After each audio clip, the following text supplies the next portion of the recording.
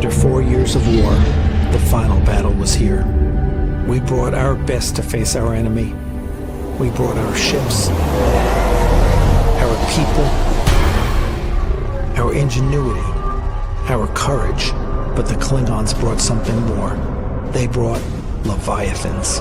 The Klingons had unleashed their dreadnought, the D7, and it wreaked havoc upon us. And Karn and his forces were massed to end the fight in the most brutal way possible.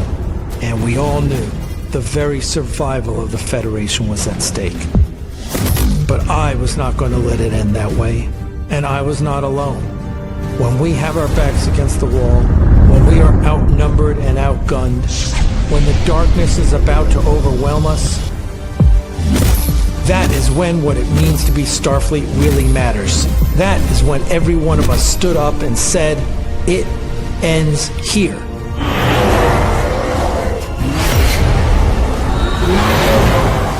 At Axanar.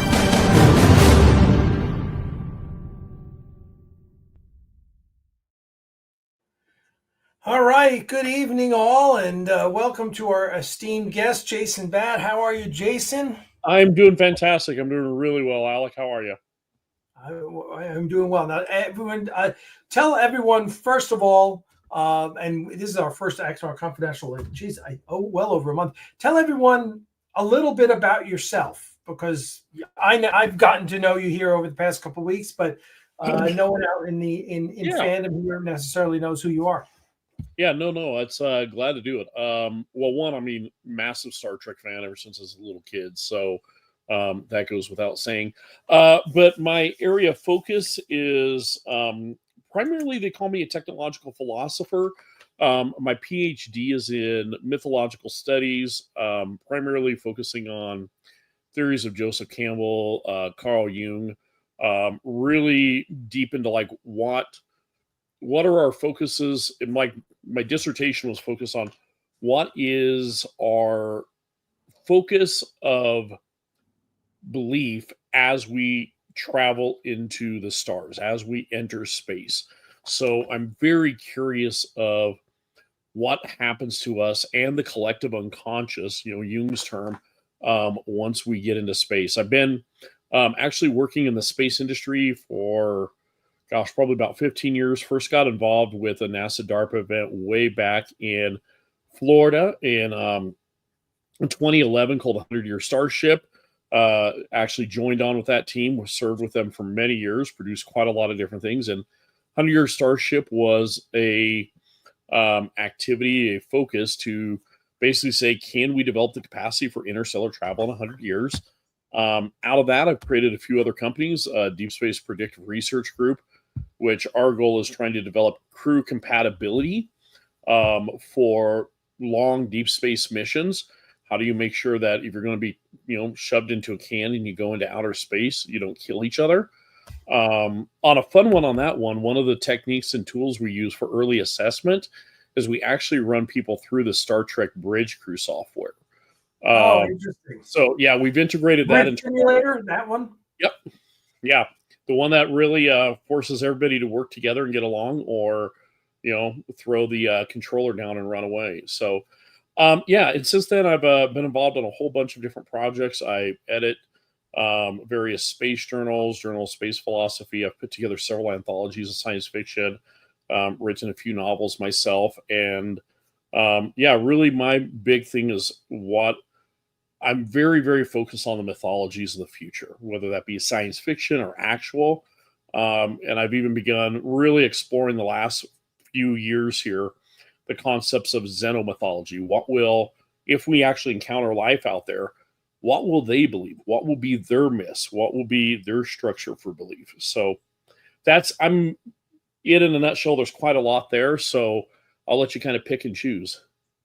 The first one that doesn't necessarily, it may be a little off of what we're going to be talking about here this hour, but the fact that you're interested in xenomythology, my question, is the big question we all know is not, is there life out there? Because I think it's impossible to believe that there is not life, whatever that life is. Yeah.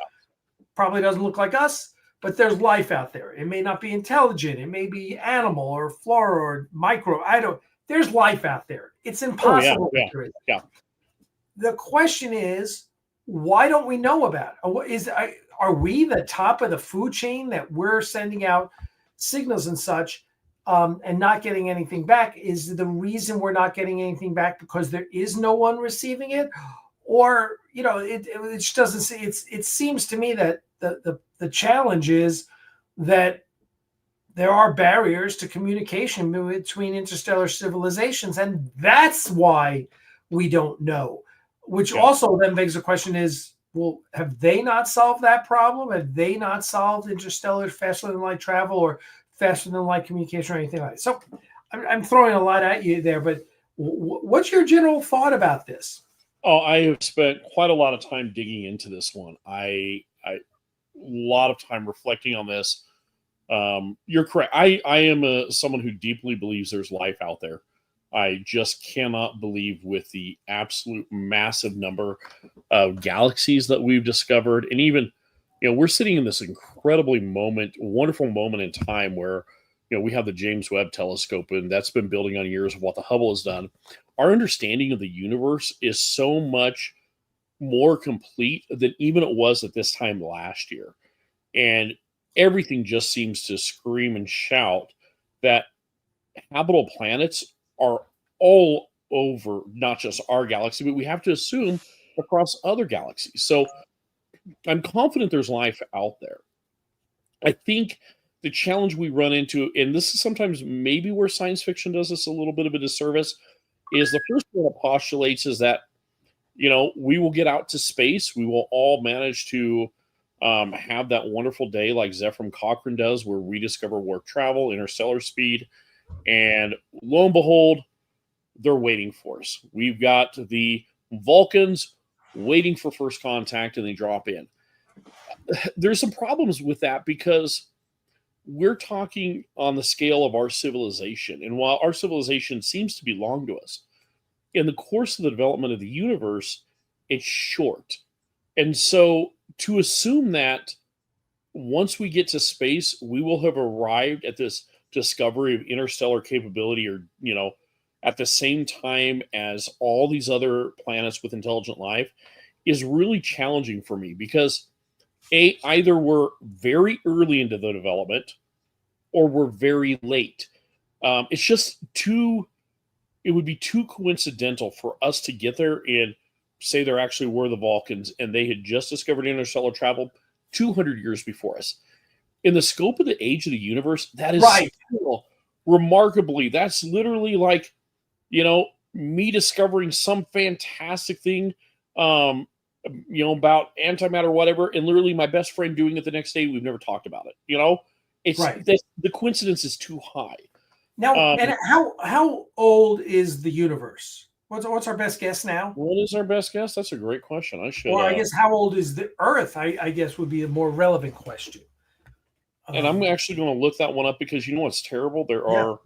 There is all this data that keeps coming out, and I want to get I think how old is the Earth is a good one, and then how old? Yeah, 4.5 billion years. The Earth is 4.5 billion years. Yeah, and how old is the galaxy? 13.6. So it took nearly 9 billion years before the Earth even formed. And our civilization, maybe, depending on how you age, say the drawings in France, the northern caves, we have been a sign communicative species for anywhere between 30 and 100,000 years. Out of 4.5 billion. Right. It took 4.5 billion years for life to develop on this planet. Yeah. And life develop, that's not for human life to develop on this planet. No. Yeah, for life. When did multicellular life start developing on this planet? About 3.5 to 4.1. So at least it took 500 million years. Minimum, if not a full billion years, for it to have developed as multicellular life. And so when you start late, so that's our planet. you put that against the next one and the next one and the next one. Yeah. I mean, the easiest answer to the Fermi paradox might just be that we're the first. As hard as that is to believe, as shocking, and sometimes when I get frustrated with the human race, to realize that we may be the most advanced. I hope not, but And it's possible that that, and it's possible that there have been other civilizations in our galaxy or others, and they grew up and just never got to interstellar travel, and then were extinguished. Yeah, and there's a likelihood of that. One of the groups I work with really explored what were basically species-ending events, and when you start cataloging all the potential ways that a society at our age could literally destroy themselves, get wiped off, and never get that first foot off the planet, it's remarkable.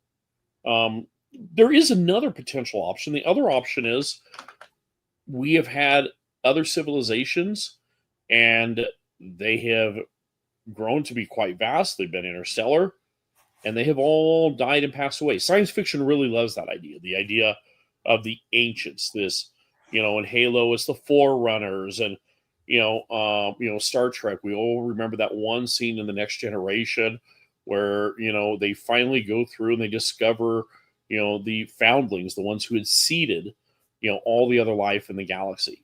It could be that there is that big of an ancient race, and we're just late to the picture.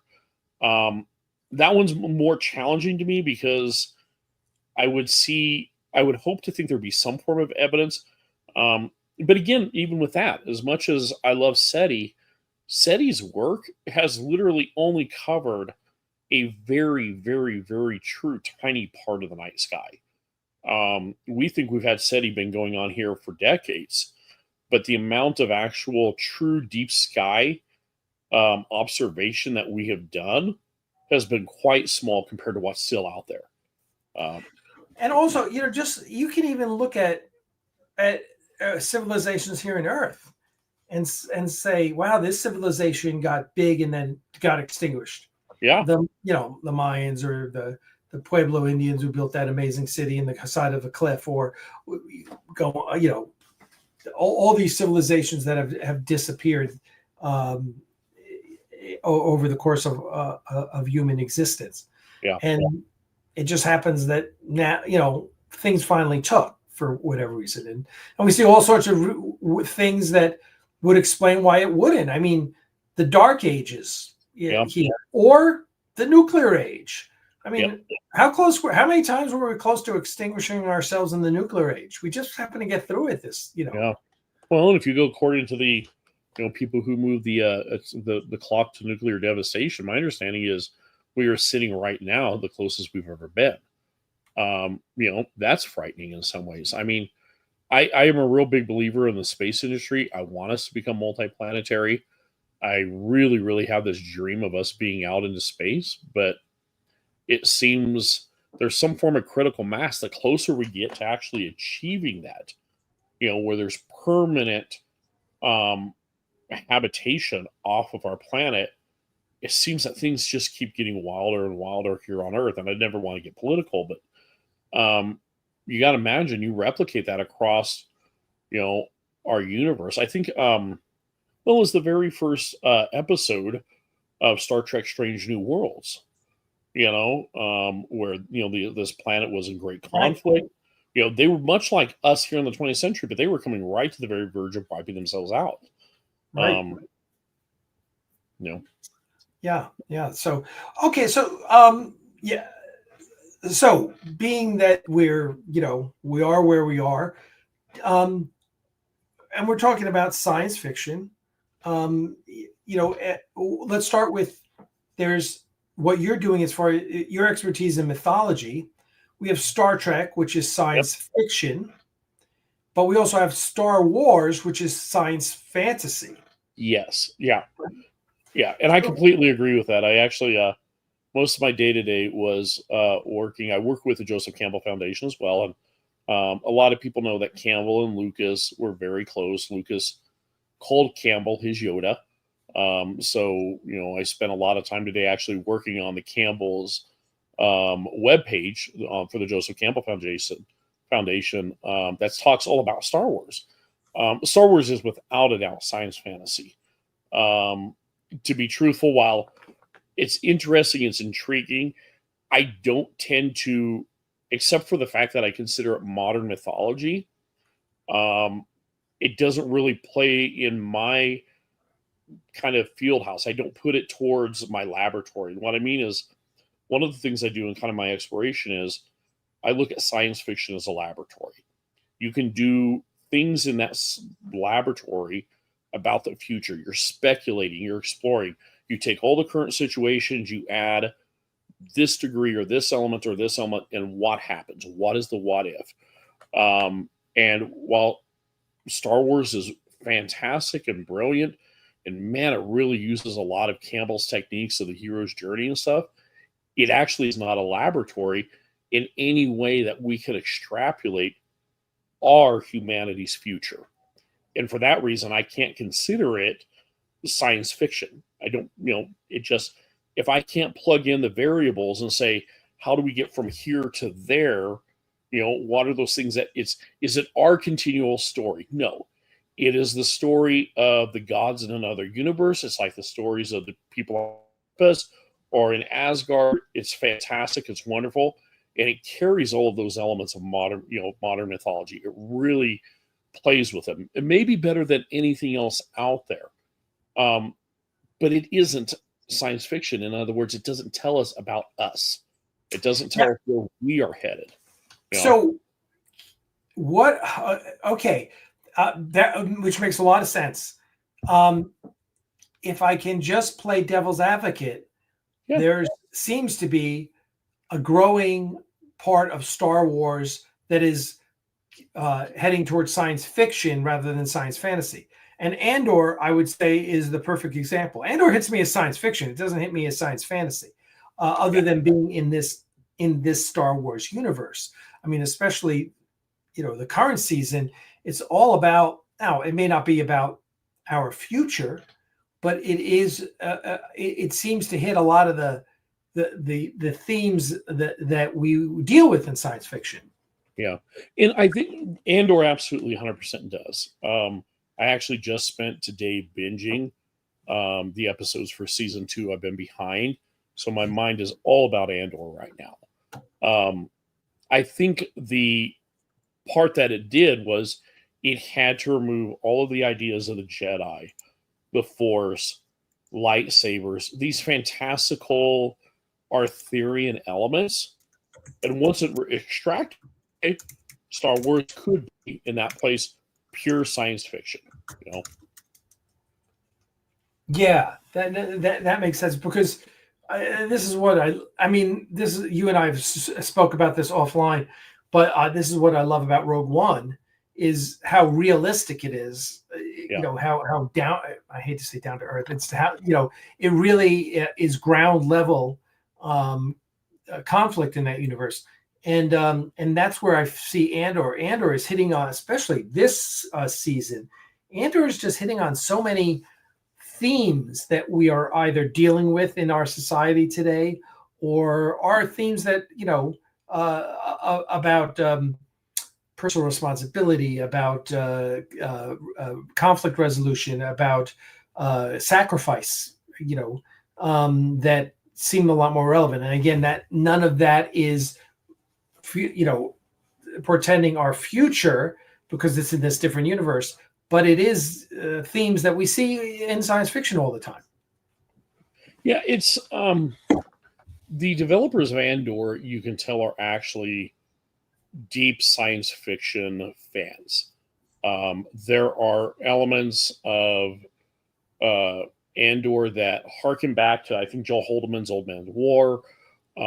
Some of these really, really classic science fiction, and some of them that are bleaker than others. There were moments in this that, and I could probably go down a rabbit hole, but reminding me of, the Baxter Zeeley cycle.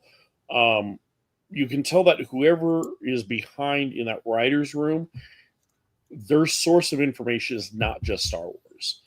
They are people that are reading science fiction. They're understanding the idea of what could actually happen for conflict on a empire level. And as much crap that everybody gave Lucas when the Phantom Menace came out with that title scroll about taxation of trade and stuff, that was about the closest Lucas actually got to true speculative fiction, where he's extrapolating and starting to look at actually economic science fiction. He just brushed it, but it was really close, Yeah, I'm sorry. Oh, there we go. I apologize to the audience because our chat is not keeping up with all of your comments, and it just downloaded everything here for me. So I'll try and read your comments as well. So in your role, you said your role was mythologist / futurist / what was your last one? Technical philosopher. And the reason being that is, like, I have a book coming out in July called Soul in the Machine, where it's just on AI, but specifically looking at AI from the question of depth psychology, mythology. What does myth have to teach us about, these created machines? And, truthfully, Greek mythology does it. There's the robot man named Talos. That's, here's a 3,000-year-old myth, and Talos and Medea, which is actually the artwork that's on the cover. And at the same time, in Jewish mythology, we have golems. Humans have been dealing with this idea of, can we create life? And what we make life as is out of the features around us, the rock, the stone, the metal. Can we do this? And once we do so, what is our relation and what does it say about us? So, yeah, technological philosopher is kind of really where I land.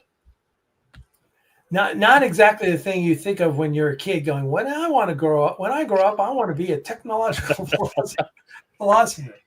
It wasn't necessarily that, but I mean, I still go back to my earliest days. I always tell the story. My father, I grew up out in the wild plains of Nebraska, way out from the city.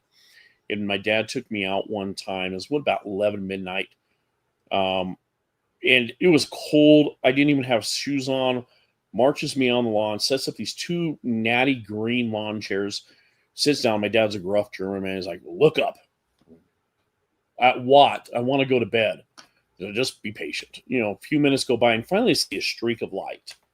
And then another. And then all of a sudden, like, the entire sky fell.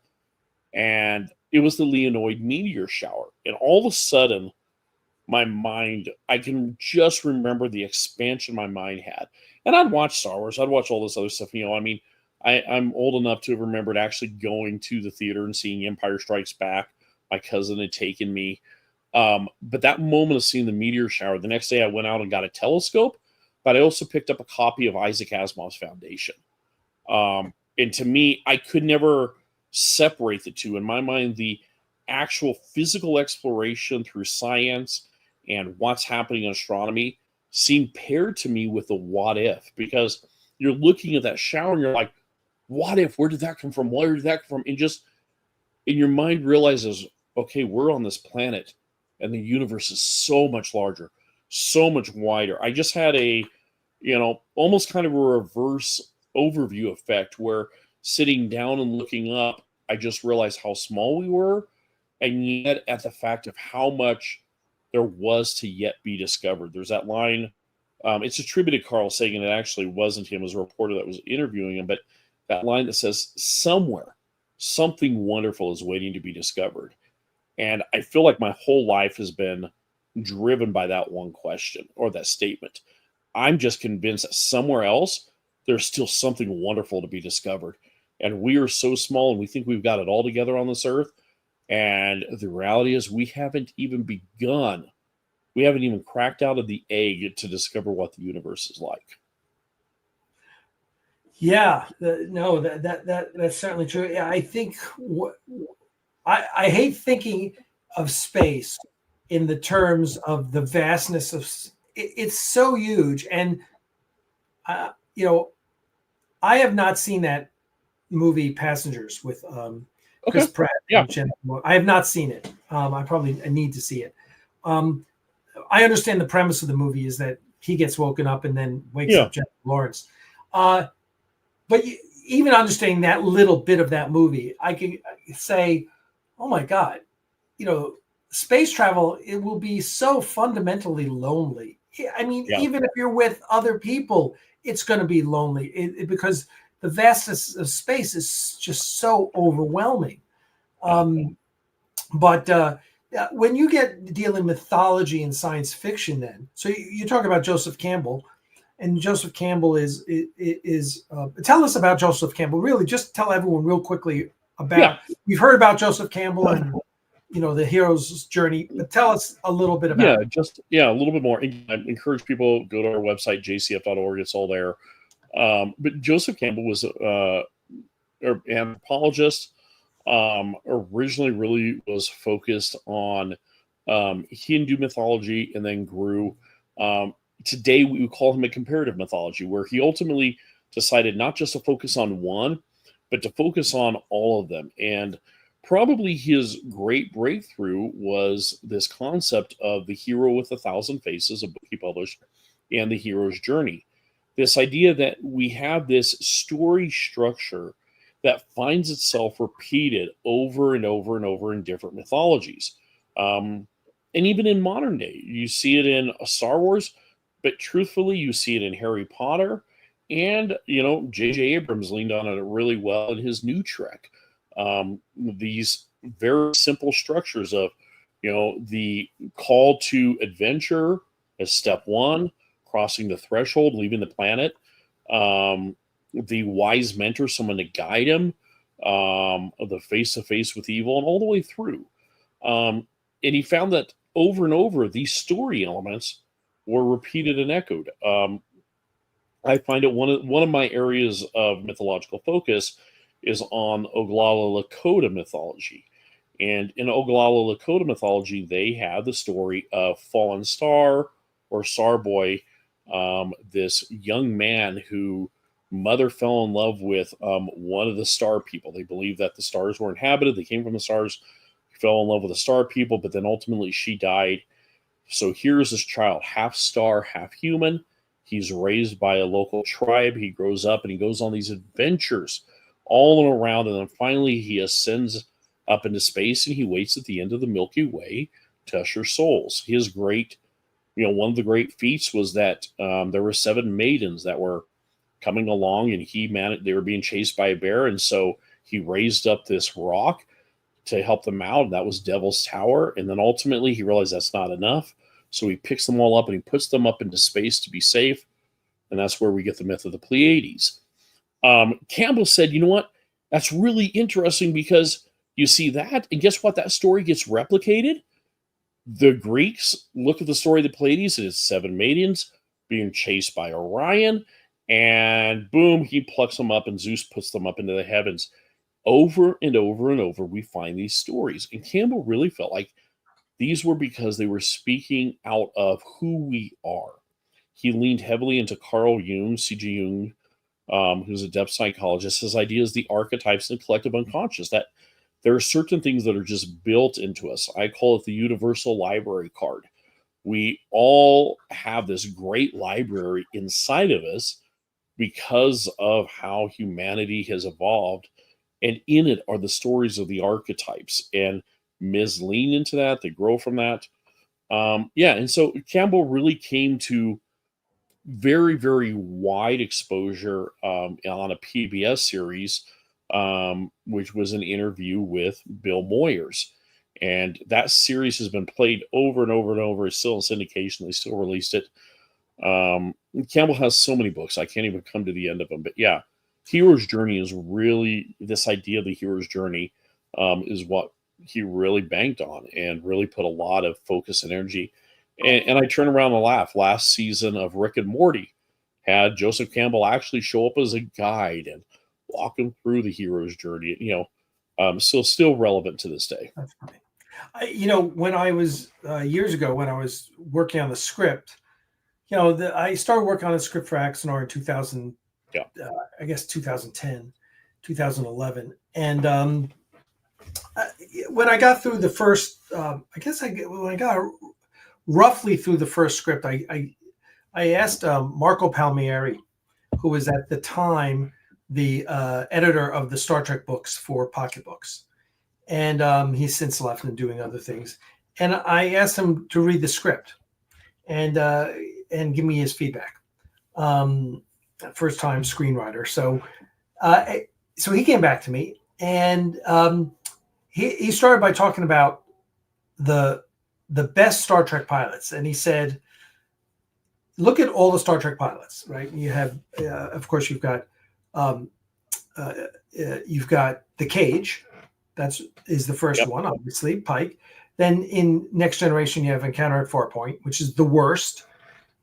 Then you have Deep Space Nine. You have Emissary, which is great. And then you have Caretaker, which is, and then in Enterprise, you have whatever the name of the the one with the rogue Klingon and that almost erase all continuity. Someone tell me what the in the comments. Anyway, so Marco's like, he ranks them for me. And he says, here's why he's good. He says Encounter at Farpoint is just bad 80 sci-fi. He says The Cage is great. It's the best. With Emissary a close second. He says, why? He says, you start out both of those shows with the hero in crisis. And the hero's crisis is this basically questioning his faith in whatever, in the system, in himself, in the job he's doing, and not sure that he's in the right spot. And he says during the course of that episode, The Cage or Emissary, the hero, the captain, grows. There are challenges that they're facing. There's situations they're facing. And by the end of the episode, they have a fundamentally different view of their role in Starfleet, in the Federation, in space travel, in whatever. And he said to me, I don't see that growth. I don't see that challenge with Garth. It's, as I always say, it's a procedural. And I said, oh, yeah. I was like, got it. That's a great note. I said, I absolutely see what you're talking about. Because I definitely see, it's interesting in my acting class with Richard Hatch back in, so this is 2014, 2015. We did this. I did the scene from The Cage where he asked the doctor into his cabin, and he talks about what I'm tired. He's Pike's like, I'm tired. I'm tired of deciding who lives and who dies, and because he's just come back from this mission where he's lost 3 crew members, including his yeoman, and he's crisis of faith. And so I got it. I was like, yeah, I get it. Okay. And so I added things in there to make the script one where there's growth for Garth, right? Yeah. And we have and then there's at one point there's a death that's significant to him. But along the way, there's different things to indicate who he is and what's important to him, and so forth. So that there is this, even though it's about this battle and him in this battle, the best stories, the best war stories are personal stories. Yeah. And I feel that. Go ahead. Absolutely are. No, absolutely. No, finish what you're saying. I'm just fully agreeing with you. Yeah. Yeah. So when I look at, and I grew up in the 60s and 70s and to a lesser extent 80s, but war films are I always say war films come in one of 2 formats. They're either personal stories like Patton, like Saving Private Ryan, or they're procedurals, The Longest Day, A Bridge Too Far, right? These are procedurals. These are just telling you, this is the battle. Here's how it started. Here are all the players. Here's what they went through. But, you have something like Patton, which is one of my favorite movies. And in that, he goes through trials and tribulations. Now, I'm not convinced. He comes out at the end, a significantly better changed man. Although clearly the movie lends you some insights into his personality and what he ultimately says. I think Saving Private Ryan is a great story of a personal war story. So these films ultimately touch us by we associate with those characters in those war films. I mean, if you say, who do you associate with in A Bridge Too Far? I go, no one. They were all interesting characters, but none of them you didn't have enough time. That's why I call them war procedurals. But you can think of lots of movies where there is some significant growth in the movie. So anyway, there you go. I think you've actually hit on something. I think one of the reasons why I think Axanar, this is me from completely mythologist, I think one of the reasons that Axanar has gone so incredibly exciting, has galvanized so many people, is it is a war epic. And the one thing that Star Trek was missing in the canon was this great war epic. And for us, if you're utilizing the tools of mythology, and all of us, whether or not we really are, excluding the Epic of Gilgamesh, the first great telling of myth is the Iliad, the story of the Trojan War. And I don't know if you were banking on it, but in my mind, when I look at Axanar, Axanar is Star Trek's Trojan War. Garth is, in my mind, this combination of Achilles and Odysseus. You have this, I will not stop, I will take the battle to them, Achilles, and yet the conniving mind of Odysseus, the one who literally gets the goddess of wisdom to say, that is mine, because you are so conniving and tricky, and he twists him up, and he's the one who creates the Trojan horse. Captain Garth is that character. We've decided, rather than 3,000 years ago on the shores of Troy, you've placed it out amongst the stars, but you're retelling the story of the Iliad. You're telling the story of this incredible dynamic conflict that has gone on so long that people don't even understand what it's about at some points. They just know they have to fight, and that rallying of dedication and yet at the same time cunning that the great hero has to have to break through that constant warfare. And what Iliad tells us is that it's often not the enemy, the other force that you're fighting, which becomes the most defeating of the enemies in war. Often it's just war itself, because war becomes repetitive. And it's Garth who breaks that, that hold of this constant, stalling war back and forth, and Garth breaks out. He does what only Odysseus and Achilles can do.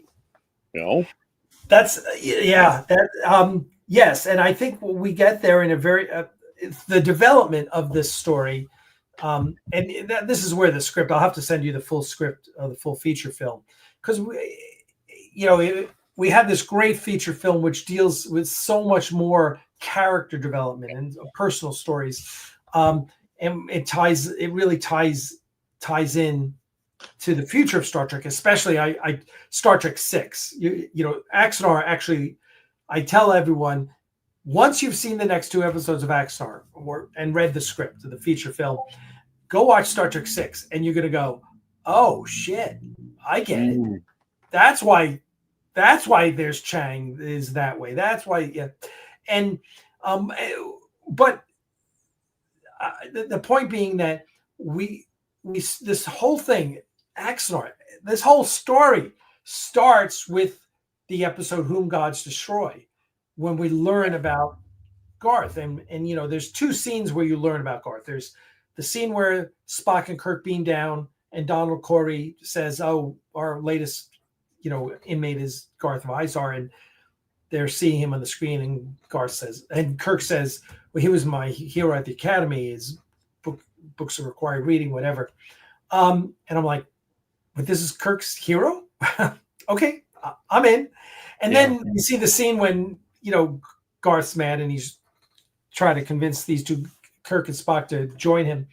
And we learned a bunch of other things. We learned that Garth charted more star systems than any other captain, which I was like, so he's an explorer first. Yeah. First. Yeah.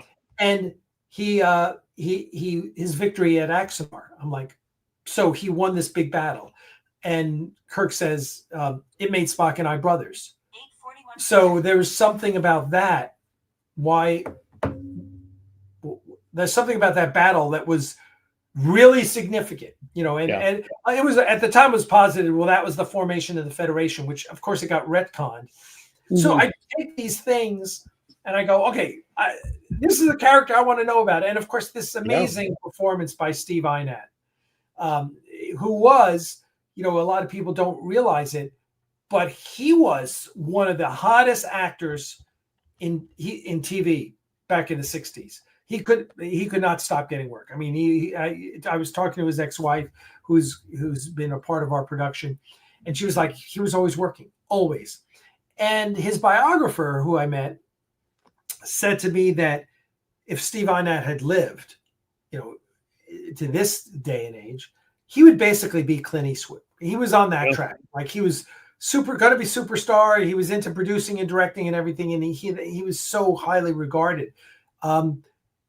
So anyway, amazing actor. And so that scene at the end where, you know, he's coming out of the insanity and, you know, he's leaving and he turns into Kirk. He says, "Should I know you, sir?" And that scene always sends chills up my spine because you see the nobility of this character. So with all those threads, I started writing his backstory and like, okay, so Battle of Axanar, and we also have the FASA 4 Years War, if you're familiar with that, which which is the game system, which talked a little bit about that. And I was like, okay, so what do we know about him? Obviously, a great military commander, but great explorer. So maybe he was a reluctant warrior. Yeah. I mean, Starfleet's not a military unit; it's an exploration and diplomatic corps. So, you know, I throw that out, and then, you know, when Kirk says it made Spock and I brothers, well, that wasn't the formation of the Federation. That was 80 years later. Maybe the Federation was falling apart, and maybe the Vulcans were withdrawing. That's why it made them brothers. So I throw these things together, and ultimately, once we start getting through the script and actually started making Prelude, that's when we start getting into things like post-traumatic stress. And I start dealing with that, you know, not necessarily in the script, but certainly in my performance. A lot of that was something that was really important. We spent a lot of time watching the interviews that were in Band of Brothers and in Saving Private Ryan, and how the veterans 50 years later were talking about or not talking about their experiences. And so it developed into this, I think you're right, into this mythology. Axanar is its own universe, its own mythology within Star Trek. And I think it's important because ultimately people often say, well, are you going to talk about how Garth goes mad? And I go, no, that's not the story I'm telling. I'm telling the story about who he was, not what happened to him later on. That's an interesting story. It is. But I do posit, and I said to people, I said, well, you know what? He has post-traumatic stress. You know, he's responsible for the, you know, a lot of people living and dying, and he knows it, and he accepts that burden. But that wears on you, and that causes scars. And I think my take on it is, so when he did go insane, when there was this accident, and this accident led to him being taught how to regenerate his body by the Antosians, and that caused him to go insane, that if he were to go insane, it would manifest itself in megalomania. It would manifest itself in that I'm going to take over because I don't want anyone ever to have to go through what I went through. You know. So anyway, so you talk about mythology, and that's kind of my take on how I infused Axanar with its own. Not that I was thinking this at the time, but I was how do you build backstory? How do you build connective threads? How do you make characters deeper? So on and so forth. And so that's how we develop the mythology there. And I think, like you said, may not have been what you're thinking about, but that goes to Campbell's theory, is the idea that it doesn't matter if you intentionally try and weave them in or not, you're pulling out of this great well that the storytellers do. When you mentioned that PTSD, and going back to there's a great book called Odysseus in America. And it was done by Dr. Jonathan Shea. He has another book called Achilles in Vietnam. And he basically analyzed Odysseus's journey through the Odyssey, which, is going to be made into a movie here next year. But Odysseus, he's convinced, has PTSD. And you see that being replicated. So he actually did something a little bit different, Dr. Jonathan Shea, is he said, I want to see if maybe the story of Odysseus in the Odyssey can help veterans process their PTSD. So he did this long experience of working with veterans, sitting them down and reading through the Odyssey, and realizing that here these men who have struggled and these women who struggled, all of a sudden they get the words of the poet, the storyteller, and it's the words of the storyteller that help them navigate through their horror and their pain, and begin to process their own PTSD. So I think it's really remarkable that, again, like I said, I'm convinced that, Garth is Odysseus and Achilles, but you've taken it all the way further. He does have PTSD. This is something that he carries woundedly. And you as the storyteller are helping us process that, because you don't know who's watching that has had that themselves. And yes, you get that. Maybe you've never served in combat, or you have, but you as a storyteller are putting that out and framing that for people. Yeah, I think so. There's a Sci-Fi Nation asked, Alec, do you draw from any personal experiences for the dramatic or stressful scenes? Do I draw from any personal experiences? I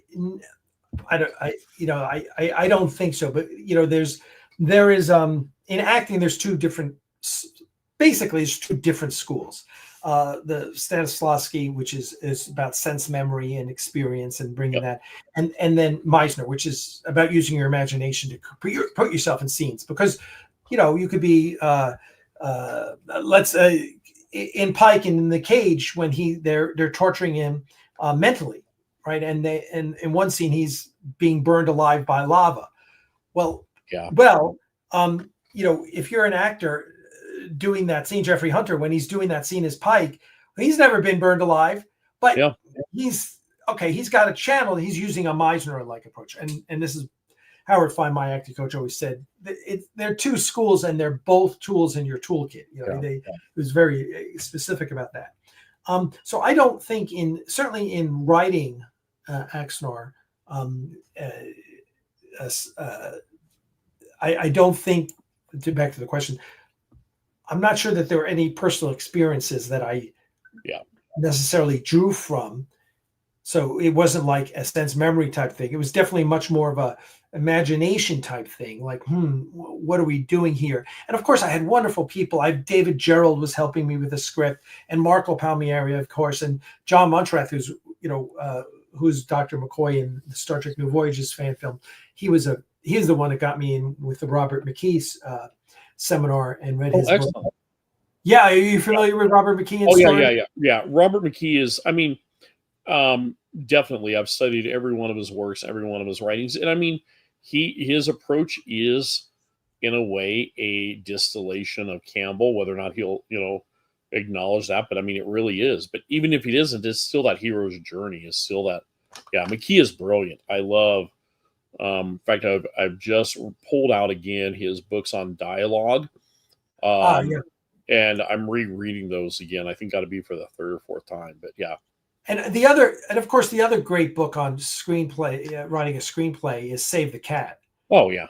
And I talk, and because we are now making a trilogy, Prelude to Axanar is the third episode of the series. People, and I will say, people say to me, "Oh, it's episode 3. Where's episodes 1 and 2?" And I say, "There's no episodes 1 and 2. It was literally a conceit that we came up with." Perfect. We were in the editing room and we said, Rob and I loved The World at War, the famous BBC TV series about the Second World War, narrated by Lewis Levier. And so that was kind of our touchstone for a lot of this. And I was like, okay, so it's the name of this series is The 4 Years' War, right? And this is Prelude to Axanar. That's what we called it. Well, we should put an episode title number in it. And we said, okay, I said episode 4. Oh, no. Episode 4 is Star Wars. Episode 3. Do that. Yeah. That was it. We never expected to make any more. That was proof of concept for a full-length feature film. So when the lawsuit came and hit and we had to chunk it down and make 2 more episodes rather than the feature film, it was natural to go back and say, okay, we'll just make it that the first episode and we'll make 2 more episodes, episodes 4 and 5. So, but being that we now will have a trilogy, we've been very cognizant of saying, okay, Prelude to Axanar is running the cat up the tree. Yeah. Episode 4 which is called The Gathering Storm, in reference to Winston Churchill's great book about World War I, is lighting the tree on fire. Yep. And episode 5 is going to be Save the Cat, right? Yeah. That's the way to do it. So anyway. Yeah. Save the Cat is my MFA is actually in creative writing and screenwriting, and Save the Cat was our Bible. And all the variations he's now got, Save the Cat does this, and this. And I mean, but it's actually fun to go back and use that model, that breakdown, that framework, and explore movies that you've seen 100 times. You realize, how did I not realize that was the Save the Cat moment? That was literally that moment right there. But it's an ingenious way of looking at how to tell a story simply. Yeah. It was great. And so I think when we tell stories, and this is why I wanted to get your feedback on science fiction, because the science fiction is a genre, but there's so much in science fiction. It's like what I say, Axanar isn't a war movie. War is just a setting that you tell a story within. So tell us, in science fiction, when you think about the mythology of Star Trek, what do you think are the key points of the mythology of Star Trek? Do you look at it in the lens of Joseph Campbell? Are you looking at the captains and their hero's journey? Tell me how you interpret Star Trek within the lens of what you do and what's important to you. I think a couple things. One, you said that science fiction is a genre, and I think not to be in any way an evangelist for science fiction, but I think it exists in a very different perspective or different position than most any other genre. Ursula K. Le Guin, fantastic science fiction writer, she wrote that science fiction is the mythology of the space age. I've heard it called that it is the handmaiden to mythology, that science fiction operates in a different way because it's the only one that says, okay, this is now, and where are we going to go? Everything else works through a different lens. And I think science fiction can be very broad and apply a lot of different things.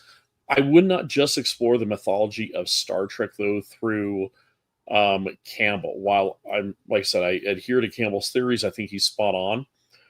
There are too many other great mythologian experts out there, from Levi Strauss to quite another of them that I think explore this. I think there's a couple things that I look at. One, there's a theoretician by the name of Rudolf Otto. And Otto dealt with this concept of what he called a term that come up with this term called the numinous. And basically what he was trying to do is, what is that feeling, that sense of absolute awe? He goes, often people experience it in a church, a religious setting, in a cathedral, where he goes, we encounter what we would call the holy. But he goes, the holy cannot just be relegated to a single religion, because every religion has this experience. Does not matter who you are. If you're Buddhist, Hinduist, it does not matter. You will have this experience of this sense of awe and encountering the fact that there is something a transcendent reality. There is something far more, and you're on the very verge of it. And I feel like, first of all, Star Trek starts with the numinous.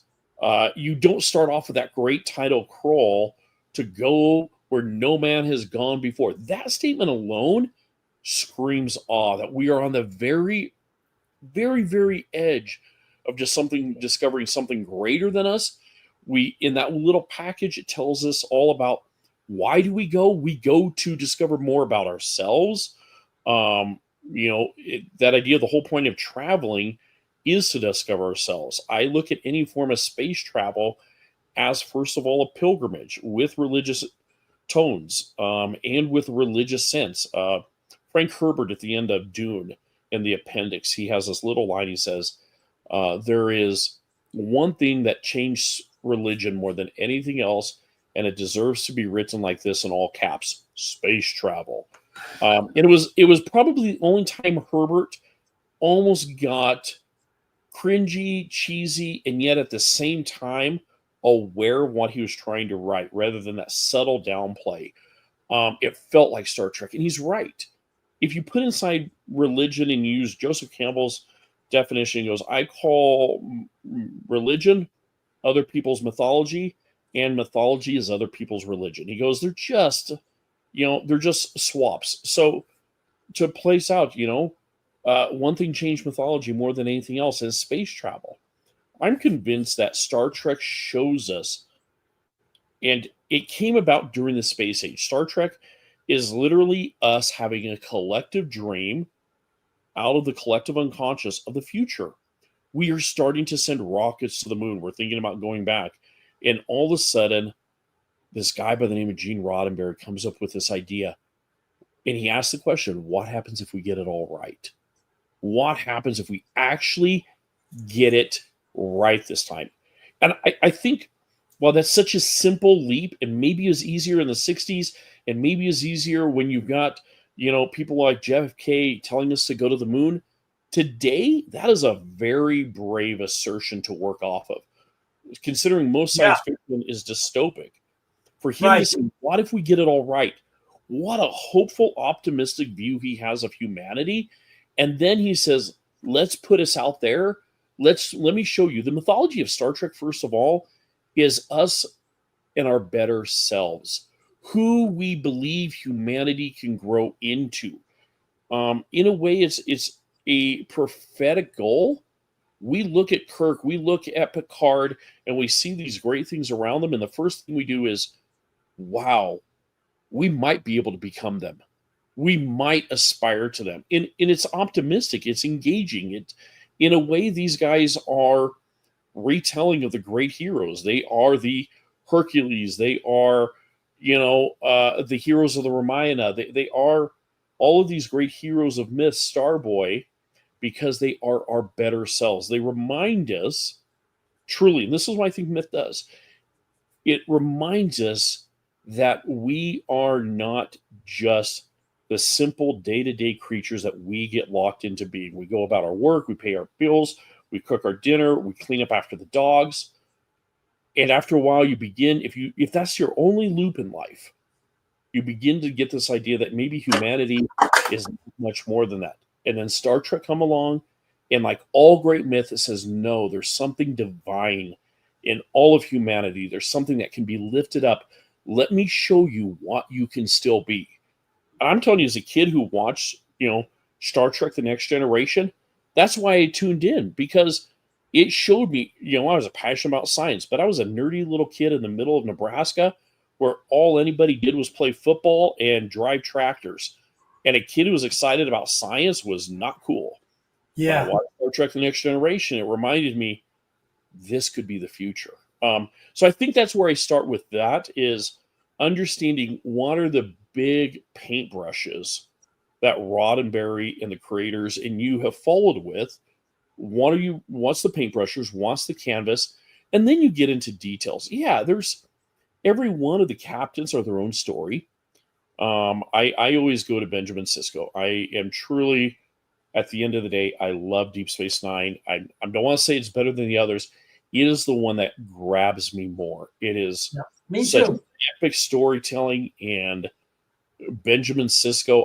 To me, that there's that one final scene near the last of the series where he is dealing with the the elevated I forgot the name of the aliens in the wormhole. The founders. Oh, the not the founders. The founders are the bad guys. Anyway, the elevated beings, and they keep meeting him, but every one of the times where they're talking, they keep appearing as people in his past, but they're doing it in this painful moment of his past, moments he hates. Right. And these are creatures outside of time, and he finally gets mad. He's like, why do you keep making me relive this? And they're like, we're only reflecting you. This is where you live. Right. And this realization that his soul has been trapped in his own underworld. And really, truly, that is what the story of Benjamin Sisko is. Benjamin Sisko, the prophets, thank you. The story of Benjamin Sisko is an underworld story. Deep Space Nine is the underworld. You have all of the classic creatures from Hades and everything else, but you have this soul, and he is trapped, in his underworld. He's trying to find Eurydice, and ultimately, you realize that everything that has been about Deep Space Nine, this building that's crashing down and everything, it mirrors the internal struggle of Benjamin Sisko, and it's only when he can move beyond that things change. And Deep Space Nine, in my mind, is just absolutely one of the most profound 7 seasons. It's tight knit, and you see this evolution of this character, and he does escape. He escapes out of the underworld, and yes, he goes to be the emissary to live amongst the prophets, but it might as well be anyone that finally gets out of the underworld. They finally complete that. And the underworld journeys are our earliest. I mean, I said the Epic of Gilgamesh. One of the earliest stories is the story of the Mesopotamian goddess Inanna and her journey into the underworld to meet the people who had betrayed her and hurt her and deal with the loss and all the sister pain and everything, until she had to literally strip herself down to be literally killed and resurrected. Benjamin Sisko does that. Star Trek is playing with these deep, deep myths that literally come from the earliest age of humanity. And I think that's one of the reasons it just excites people and galvanizes us. Even if we don't realize it, we are repainting, the stories of the old myths, but onto new canvases, and canvases about us now. These canvases of technology and AI and everything, but we realize they're still the same problems, and we're still the same humans. And so I want to just ask you, you're well aware that in Next Generation, it started when Gene Roddenberry was still a consulting producer on it. He was trying to eliminate drama amongst the crew. And there was that just caused a lot of consternation with writers and other producers. And like, drama is conflict. You have to have conflict in order to have drama. If you don't have conflict, you don't have any drama. And but Gene wanted the conflict to be out there all the time. Yeah. And it's just, listen, we could say that in Star Trek: The Next Generation that Earth is a paradise, which they said a number of times, that they've solved all their problems. We've solved all our problems after the Third World War, and there's no famine, and there's no poverty, and there's no money, and God, everyone's happy, joy. That's great, but that doesn't change human nature. There's still ultimately going to be conflict, and ultimately, Next Generation, I think, really takes off, whether it's simply correlative or rather than causative. When Gene passes, Star Trek: The Next Generation takes off and starts having some really, really good shows. And I think that's there's only so far we can take that idyllic paradise, a utopian society thing. There's only so far we can take it before we just run into hard truths that there's always going to be differing, I don't know, psyches, different motivations, different, people who, there's going to be good people and bad people. That's just the way it's going to be. That is, in fact, human nature. Yeah, no, it is. I've got a incredible respect for Gene Roddenberry for maintaining that commitment to that vision of what we could be. But simultaneously, yeah, you can't create good fiction without conflict. And at the end of the day, we are still human, and you've got to be able to show that. But at the same time, it also shows some of the ways they navigate the conflict that are new to us. That's where you can have fun with the science fiction. You can say, hey, look, the ways you guys have been establishing them and struggling with these things is there are better ways to go about there. There are better ways to deal with our worst selves. Just like he gave the vision of our best selves, there are better ways for us to deal. I think that is where Star Trek gathered hope, was it shifted that away of like, okay, maybe we will not solve all of our bad stuff. Maybe we can solve the external, but we won't solve the bad stuff. But we can get better at solving it. We don't always have to pick up the gun. We always don't have to pick up the knife. We can grow and evolve as a species. Yeah, I think so. And I think one of the other great things about Star Trek Deep Space Nine is the arcs of all of the characters. All of the characters grow significantly during this 7 seasons. And I'm not sure that doesn't happen in Next Generation. I don't believe quite the same. No, it doesn't. I mean, there is here and there. Yeah, and Voyager, maybe in Voyager, there's some good arcs there. I mean, the 7 of 9 has an interesting arc. The Doctor has an interesting arc. Tom Paris has an interesting arc. So there are, but Deep Space Nine is unabashedly all about the development of each one of these individuals. If you look at Emissary, and you look at how wet behind the ears Julian Bashir is, right? Yeah. Or how, hey, Jake and Nog are kids. Yeah. They're just kids. So they're going to have their whole growth. And Nog's arc is just one of the best arcs in all of Star Trek. That literally was the first thought when you said Nog, is I'm like, talk about taking a character and pushing him as far as it will go, and at the same time doing it logically. You see Nog's growth, and you're like, it's a beautiful arc. But you're right. I mean, I love Voyager, but I mean, unfortunately, near the end of that, a lot of arcs did get sacrificed to the development of 7 of 9. I'm a big fan of Star Trek Prodigy. I feel like there was some great kind of at least attempt to save the story of Chakotay, do some things there. But the beautiful thing about Deep Space Nine is you don't need a sequel to that. You don't need a follow-up. It told all the stories. I mean, beginning to end, we got all of them. Bashir is a perfect example. Here's this wet behind the ears doctor, and then all of a sudden you realize he's carrying this deep secret, and then he has his own journey. It's phenomenal. I think Star Trek was probably at its peak during the Deep Space Nine years.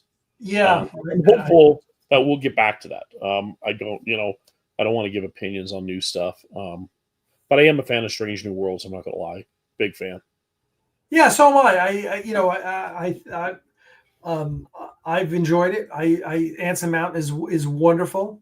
Oh, perfect. Yeah. I have my quips and qualms with it. But overall, I think it's a wonderful addition. And listen, all of that, I was just talking with a certified Kurtzman hater the other day, who I'm friends with. Listen, there's tons of them. I run into them on Reddit. They're out there and they're very loud. Yeah. Yeah, and that's fine. I'm not going to argue with that. I'm not of the camp that Kurtzman raped my childhood by destroying Star Trek. Yeah. I have issues with Discovery, which I don't like particularly. But I think we can draw a line between good Star Trek and good science fiction. If you want to call it science fiction, I'm like, yeah, it's pretty good. I'd watch that show if it was just called, whatever. But I think that the challenge was talking about mythology. Kurtzman didn't respect the mythology. Correct. And I'm glad. Okay, I'm glad you agree. He didn't respect the mythology. I do actually agree with that very strongly. Yeah. Yeah, because unlike J.J. Abrams, who had Robert Orci there when he was making the first Star Trek movie in 2008, 2009. And Orci said, listen, you need to make this clear that this is an alternate universe. This is not the Star Trek people grew up on.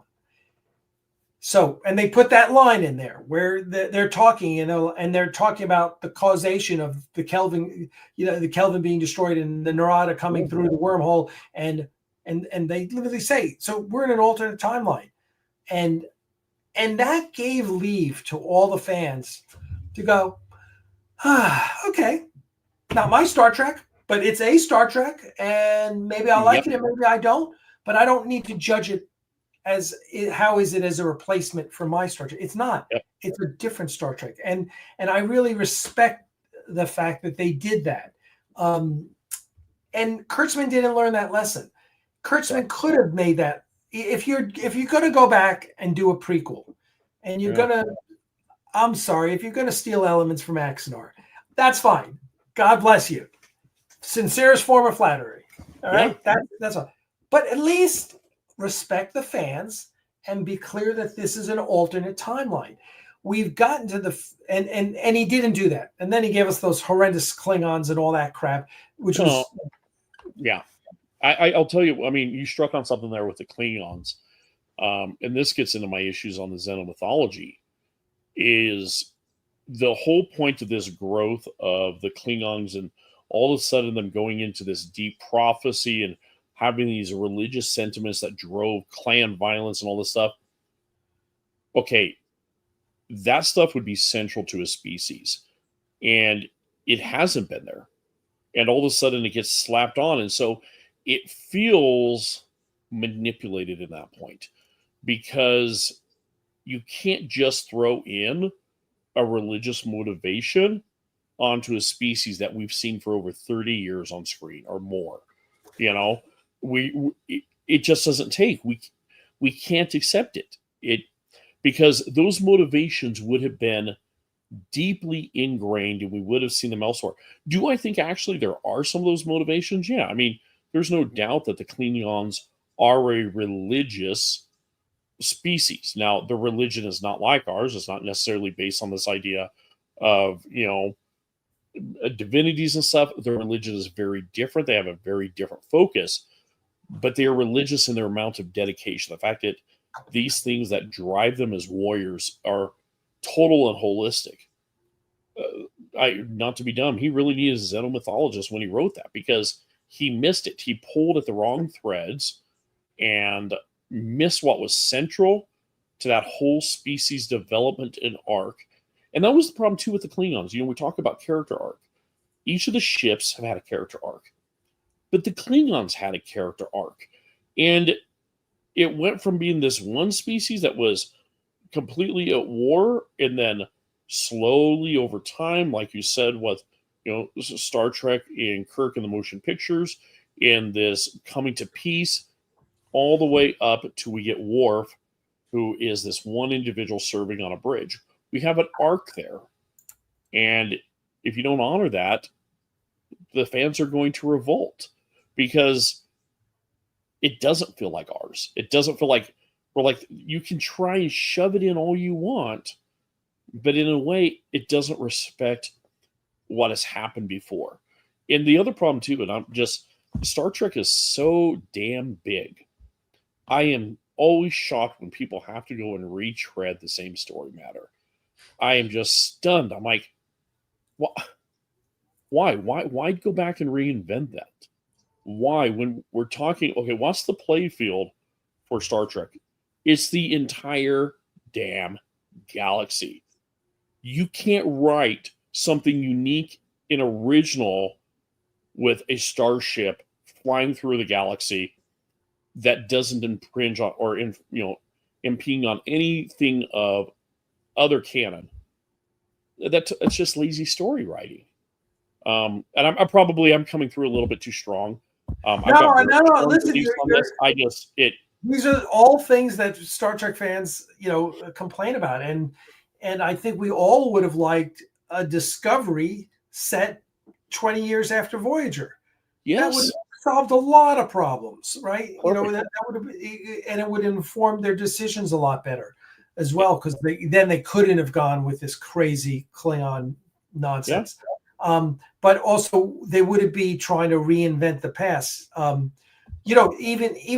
Akiva Goldsman, who's the Academy Award winner for A Beautiful Mind, who's one of the showrunners, they, in the last season of Strange New Worlds, they started retconning, not really retconning, they started changing the story of Star Trek by making Khan born in the year 2020 or whatever. And the Romulans were interfering the whole time, and this is the reason for this. And Akiva Goldsman said, well, the history as it unfolded in Star Trek doesn't match ours, and we want to bring them closer together. And I'm like, well, why? Why? Because Star Trek is a future. It is not our future. It is science fiction. It is positing a different future, which also has a different past than we do. And that's okay. But we don't need to force Star Trek to be our future. It's not our future. It's never going to be our future. So just let it go. But they felt the need to change it and manipulate it. And I just think, again, I think this is bad mythology building. It is. And I think at the heart of this, in Star Trek, as far as creative leadership, seems to struggle with this more than almost any other IP out there, is this failure to recognize, and I think it's at the core of what Campbell talked about, but all of these things belong to the large group of collective. Yes, Roddenberry wrote it, he came up with it. But the moment he put it out there, because of the fact that he wanted it to excite us, charge us, make us fall in love with it, at that moment, it became all of ours. Stories do not belong to just one person. Maybe the IP do, the characters' names. You and I've talked about this. But I really deeply believe that this is something that's hard for people to grasp, is that these ideas, these stories are all of ours. The Trojan War did not just belong to Homer. We've been able to remix it. This is where fan fiction comes in. I think fan fiction, in my mind, is one of the best tools to rebel against the kind of corporate gathering of these creative things, because none of those people are Roddenberry. It's not yours. You've inherited it. You bought whatever. It belongs to the fans. All great stories belong to the audience. Ultimately, I'm a big Dungeons and Dragons player. I DM professionally. I DM at least 3-4 times a night. 3-4 times a week. But one of the reasons I do that is, and I have DM'd for stuff for Star Trek. I've created Star Trek stuff, and because in my mind, it's when the fans create their own story. And I think the coolest things about things like Dungeons and Dragons and the Star Trek role-playing game is it assumes that every person who is watching is an equal storyteller. Just because you're not in the writer's room doesn't mean that you don't get to have some part of that story. And I love that. I love that aspect where you can dive into it and you can make it yours. That's why I celebrate and love. When you told, you and I first got introduced, you say, "Oh, hey, I'm with this thing called Axanar." I'm like, I've been following this from the beginning because I think it's the damn best thing that could have happened, is someone shows, look, this is the fan story. All of this belongs to the fans, and that's the reason it's good. Star Wars gets it. They celebrate fan fiction all the time. Right? Insanely. Like, every time I turn around, there's someone making a fan fiction, and and they're just excited about it, and I love that. And so do they. So does Lucasfilm. Yes, right? They embrace their fans. Last week was Star Wars Celebration in Japan, and I watched all of it because I was just so jealous of the way they treat their fans and Yeah. and how much passion and enthusiasm and interplay there Yeah. was. I mean, they listened to their fans, and they you know, and some of their, you know, some of their fans like Sam Witwer, the voice of Darth Maul, yeah. a huge Star Wars fan, Yep. and so Yep. they listen to him and they integrate him into the process. It's great. No, it's true. It's when you get fans and you bring fans into the creative story, you bring them into the creative thing, and that's where things really take off. And I think, you know, one of these days, whoever's holding the IP for Star Trek is going to all of a sudden realize what will really truly make Star Trek go the distance is when we stop having an iron grip and we celebrate the fans. Star Trek was some of the earliest cosplayers. They were these Congors, these things that now define this nerd culture, geek culture, and all the other fandoms have picked up. Star Trek started that. Like, people dressing up as Spock and as Klingons were way before anybody did any other cosplay. And yet, for some reason, we don't get to play in that field that much anymore. And I love it when the fans just take it back. I think one of the greatest things people do with Star Trek is, go roll your own Star Trek role-playing game and bring your friends over and have your own adventures and create your own starship. I would love to find a journal online of someone saying, hey, these are the adventures of the USS, I don't know, Camelot.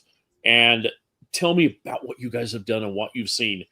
And I promise you, as I read that adventure, because it's people telling stories, there's going to be probably better Star Trek in just 5 people sitting around at a table role-playing Star Trek than maybe we're getting out of Hollywood right now. Yeah, because you need people who understand the heart and soul of Star Trek. Yep. You know, which is true. Listen, that's true for anything. It's true about Star Wars as well. You know, I think there's good Star Wars and there's bad Star Wars. And There is. True. You know, listen.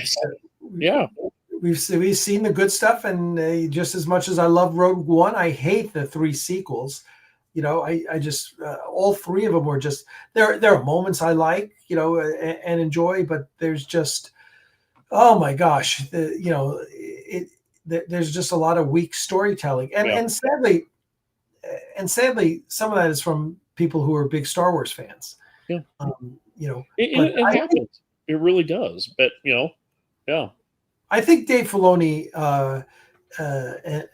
is riding that ship. Jon Favreau and Dave Filoni, I think, are now that they've kind of taken creative control, and they're kind of the ones that have the last word, not Kathleen Kennedy. I think we've seen Tony Gilroy's Andor is spectacular. I think Ahsoka is fantastic. So I think we will continue to see great Star Wars, and I can only hope that the acquisition of Paramount by Skydance, and hopefully with no ill will towards Alex Kurtzman, but I really think he needs to go, and I think they need new blood in there who understands Star Trek. Yeah.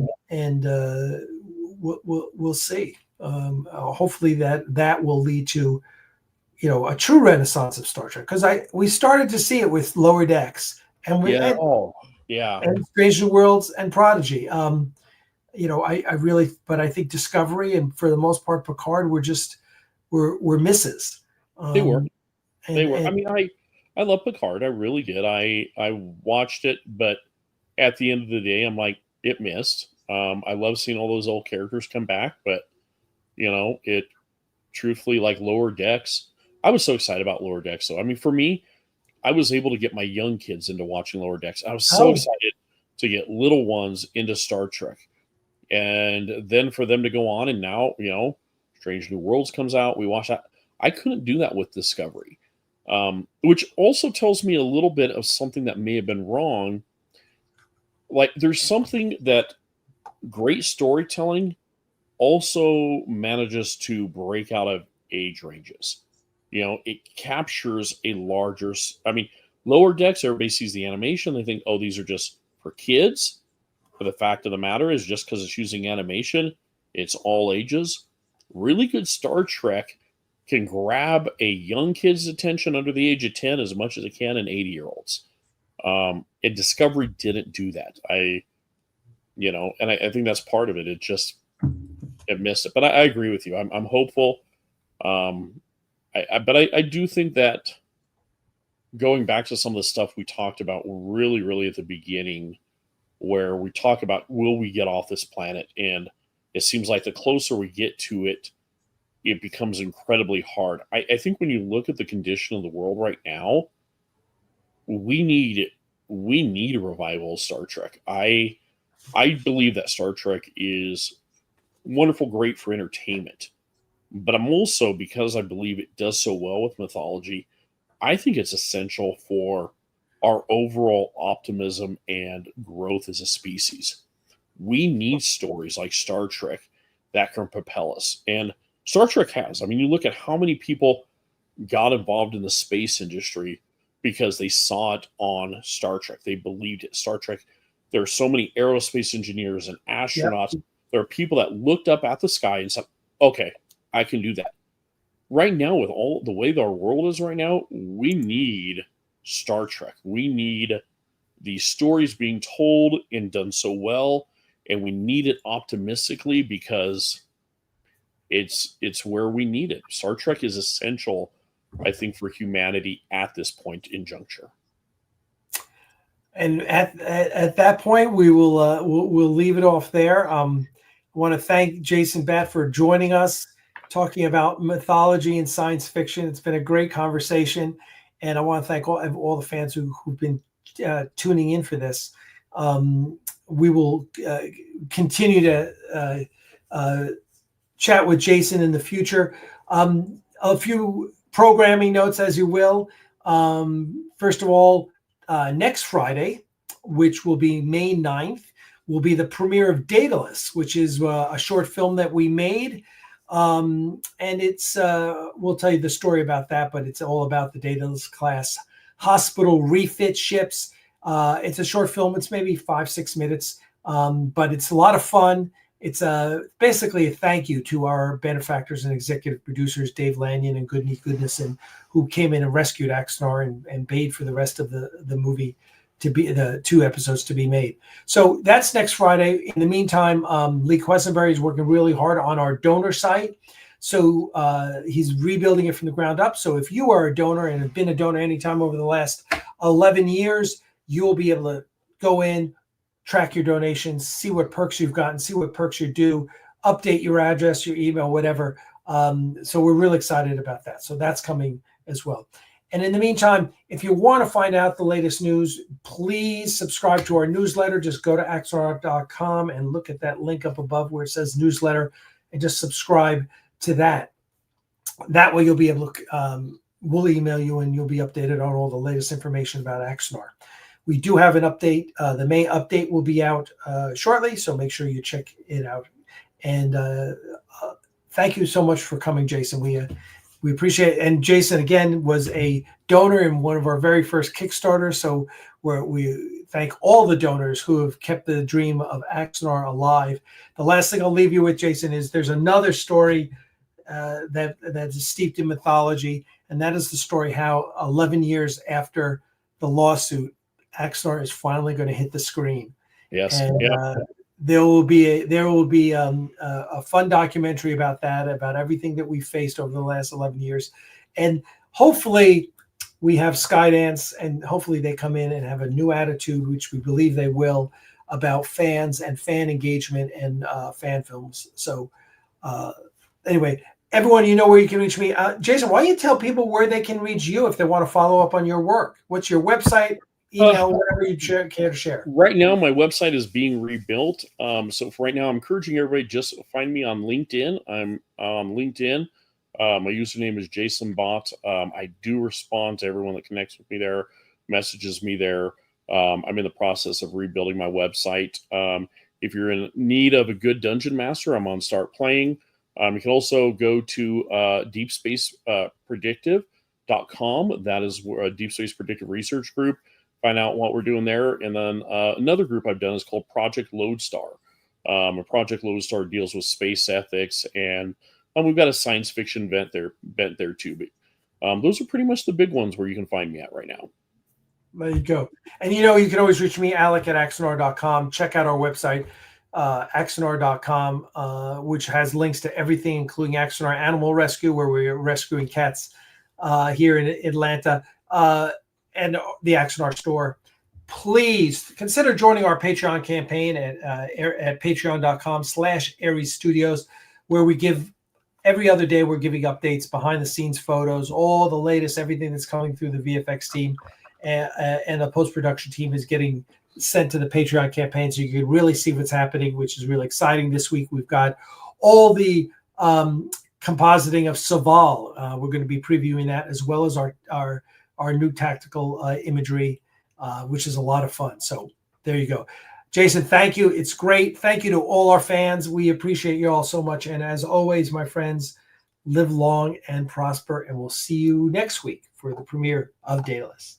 Cheers.